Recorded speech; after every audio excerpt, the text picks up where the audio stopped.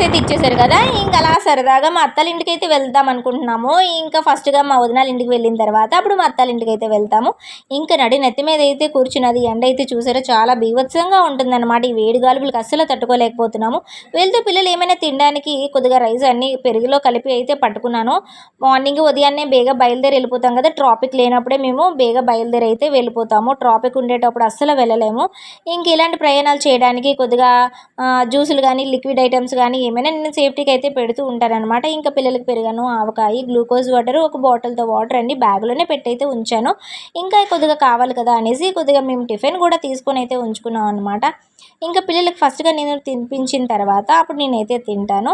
ఇంకా పిల్లలు తినేసింది కొద్దిగా రిలాక్స్ అయిన తర్వాత కొంచెంసేపు ఆడుకున్న తర్వాత మళ్ళీ ప్రయాణం అనేది సాగిద్దాం అనుకుంటున్నాము. ఇంక ఈ సీజన్లో ఏ పండ్లు ఏమేమి ఉంటాయో ఆ వీడియోస్ అన్నీ మీకు చూపిద్దాం అనుకుంటున్నాము. నెక్స్ట్ వీడియో కంపల్సరీగా చూడండి.